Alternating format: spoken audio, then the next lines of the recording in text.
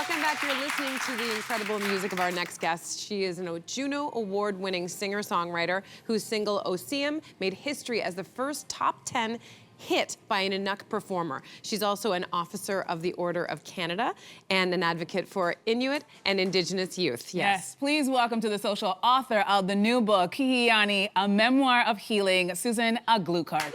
Yes. Good to have you here.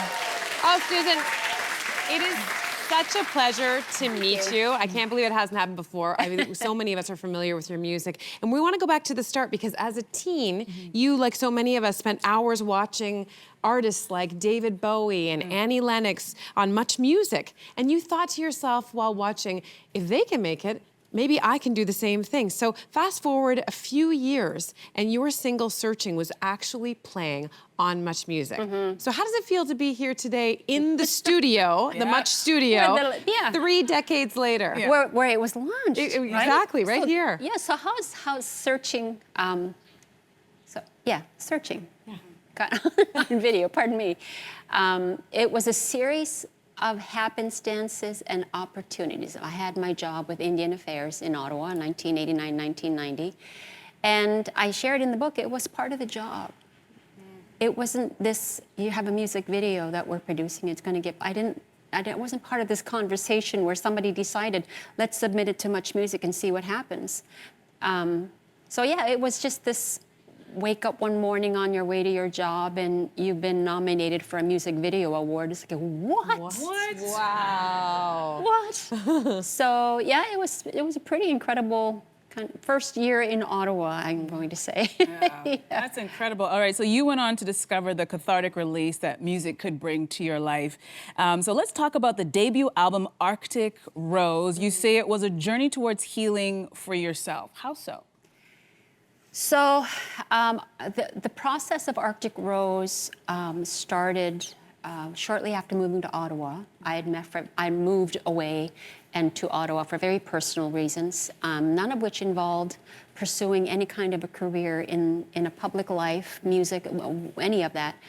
And so I found myself very quickly in a recording studio in the company of artists and musicians where, as it turns out, maybe you are one, and knowing pretty quickly, I'm safe here. Safe to express, safe to explore, discovering all of this, and just sitting as I'm writing these songs in Arctic Rose, very personal songs, that sometimes that's enough. If you can have a place to put this, sometimes that's enough.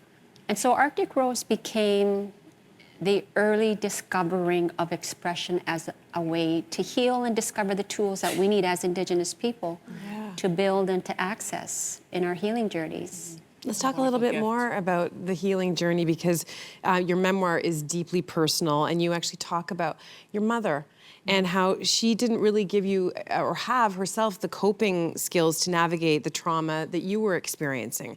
Do you think that those conversations around trauma have changed over the generations? Absolutely, absolutely. And that's why I think it is so important that we share our stories, because when we discover, as we navigate our healing journeys, whatever the processes are, you know, there's this critical moment in my healing journey where I stopped being angry when I understood why my parents maybe couldn't be there for me in the way I needed them. And the context there is they came off the land. Their generation came off the land, and all of a sudden we're living in this coerced settlement with promises, and things were better to a degree, but there was other stuff that was being introduced. And they didn't have the tools to catch up with these new things, and then all this stuff starts happening to your children, and then what do you do with that?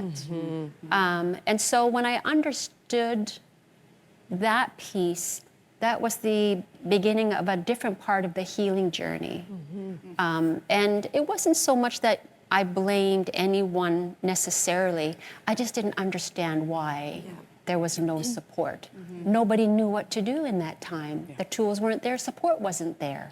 It is there now, and we understand it now, and we develop them as we create these opportunities through storytelling and through very complex navigating of these healing places that we find ourselves in. Very complex is a great way to describe it. So your second album, This Child, was groundbreaking, and I understand the memoir details the inspiration behind a lot of your songs during this time. So let's talk about that hit single, O Siem. Am I saying that correctly? Okay, good. What message did you want to send with that particular song?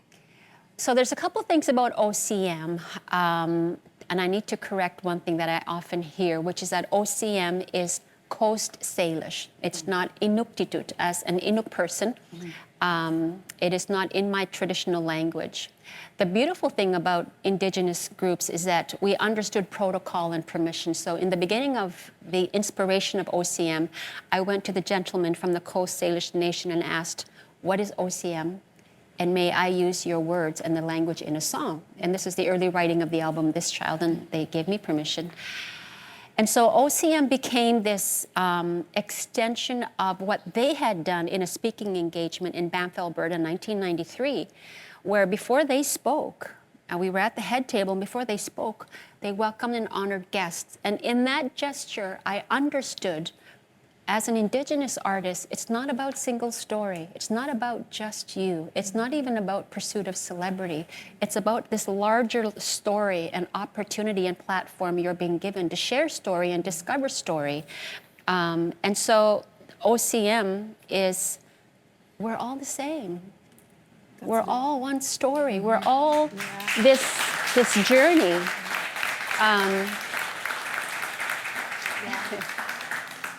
And so it becomes very special for that reason.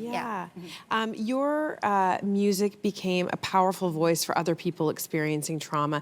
As an artist, what does that mean for you?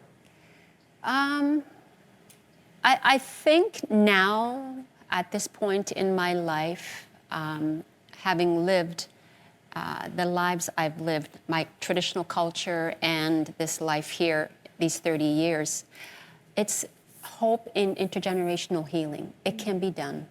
It's just given opportunities and space to share our stories and discover them in the way that we need to discover them and share them. Well, thank you so much, Susan, for coming and sharing your story with us today. It has been an absolute honor. Thank you. Kihian, A Memoir of Healing is out now. Go out and get it. We'll be right back. Hey, you, come a bit closer. We've got so many more must-see interviews, spicy debates, lifestyle tips, and pop culture moments. So subscribe to our channel by tapping the logo below and don't miss out.